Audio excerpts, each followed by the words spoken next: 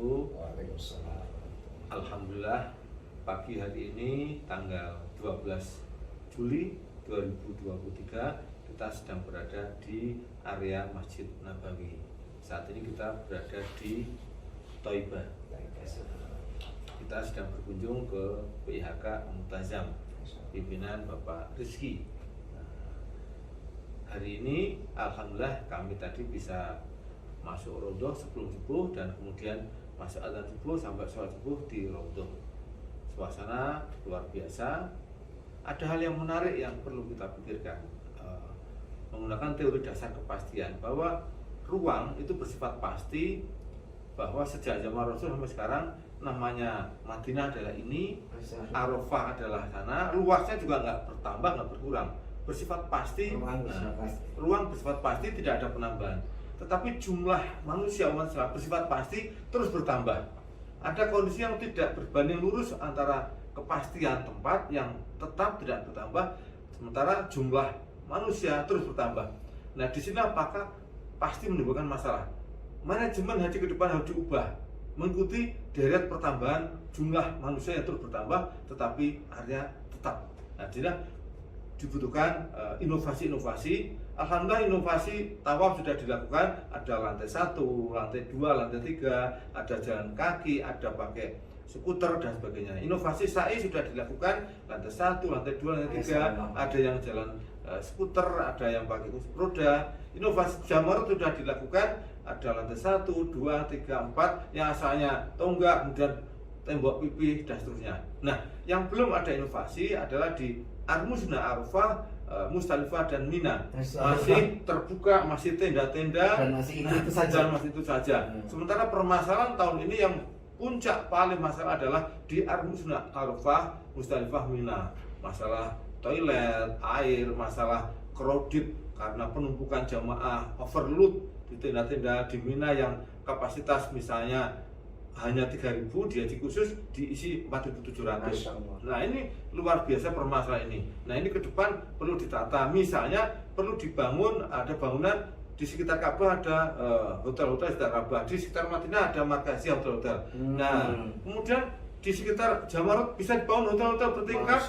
Misalnya kayak model Kiswah di Mekah itu satu tempat bisa menampung 25.000. Nah, kemudian disiapkan semacam jalan eskalator atau apa, tidak pakai aplikasi sehingga diatur jalan tertentu sehingga lempar jumlah lancar, tidak capek dan begitu lancarnya. Atau bisa yang mimpi yang jauh lagi, dibuat 3 lapis alam ini. Lapis pertama lah. Jadi jamaah haji nanti bisa saat ini kuota 2,5 juta, bisa 7,5 juta. 3 lapis dari Arafah, Musdalifah, ada lapis lantai pertama, lantai kedua, lantai ketiga. Ini kalau bisa terjadi luar biasa. Plus teknologi informasi, teknologi transportasi nggak crowded sehingga jamaah lancar dan nyaman. Karena haji adalah hak umat Islam dan kewajiban kita adalah memberikan layanan yang terbaik.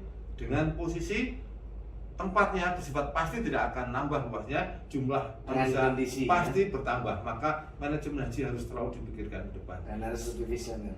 Betul. Semoga kita selalu berorientasi ke depan dan selalu berpikir solusi untuk berbagai permasalahan yang akan muncul. Karena tugas manusia adalah khalifah fil ard. Wa idza qala rabbuka lil malaikah inni ja'ilun fil ardi khalifah. Semoga kita semua menjadi khalifah-khalifah yang sukses dalam bimbingan ridho dan barakah Allah Subhanahu wa taala. Demikian laporan singkat dari Madinah Al-Munawwarah. Mohon izin saya, ini mumpung ada ustadznya juga. Kira-kira Ustaz, kalau di Arafah itu dibangun hotel-hotel, itu kira-kira sama nggak pahalanya atau menyelesaikan rukunnya wukuf di dalam hotel-hotel tersebut? Nah, itu lah ya, kan gitu ya saya. Mungkin itu perlu dibahas juga sedikit. Sebenarnya masalah ini kasusnya hampir mirip dengan kasus yang ada di bukan tawaf dan sa'i. Ada 2 pendapat di antara para ulama pada kasus tawaf kita itu di lantai pertama, lantai kedua, dan sa'i kita di lantai pertama dan lantai kedua. Ini ada khilaf di antara para ulama. Sebagian pendapat mengatakan tidak sah. Karena apa? Karena kita tidak menghadap, karena kita tidak di atas Ka'bah itu kan, kita kembali di atasnya Ka'bah. Itu berarti kita nggak menghadap Ka'bah namanya. Kita nggak menuafi Ka'bah, di atasnya Ka'bah. Harusnya kan tuaf mengelilingi Ka'bah. Nah, kalau kita di atas, di atasnya Ka'bah, itu kita yang mengelilingi apa gitu kan. sangat Ini pendapat pertama. Pendapat yang kedua sah, dan ini pendapat mayoritas para ulama. Dikarenakan apa? Dikarenakan bumi sampai ke atas itu dihukumi semisal kayak di bumi, wilayahnya. Seperti orang mengambil mikot di atas pesawat ya. Iya. Jadi wilayah itu batasnya horizontal ya, kanan, kiri, utara, selatan, timur, barat. Ke atas tidak menjadi batas ya. Misalnya Arafah sampai 10 meter ke atas kan Iya. sampai ke atas langit pun tetap Arafah. Iya, masya Allah. Orang melihat juga hadis Nabi. Kalau ini sudah, dan yang paling kuat adalah pendapat boleh, nggak ada Masya masalah. Allah. Karena kalau kita punya rumah, beli tanah, ya otomatis tanah sampai ke bawah sampai ke atas. Masa beli tanah tuh atas sambil orang lain kan? Nah, sebagaimana al-hajju Arafah, haji adalah Arafah. Nabi sudah menyebutkan Arafah berarti ya selama itu di tanah Arafah, baik di bawah atau di atas, maka dia tetap dikategorikan Arafah. Di dalam gedung maupun di lapangan. Atau di dalam gedung atau luar gedung. Kata-katanya Arafah itu enggak diikat di luas, di luar gedung, dan nggak diikat di dalam gedung. Berarti kan umum. Berarti tidak ada masalah. Nggak ada masalah.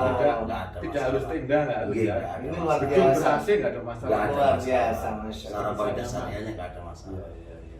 Barakallahu fiik, semoga nanti video kita ini nyampe ke pemerintah Saudi ya saya, Amin. dan menjadi sebuah visioner ke depan yang bagus. Amin. Sehingga mungkin bisa jadi dalam 1 tahun haji itu 10 juta orang pun nggak masalah gitu ya, dengan fasilitas yang jauh lebih nyaman dan lebih mudah. Barakallahu fiik. Terima kasih. Semoga semuanya sehat selalu, berkah selalu. Amin. Assalamualaikum warahmatullahi wabarakatuh. Wassalam.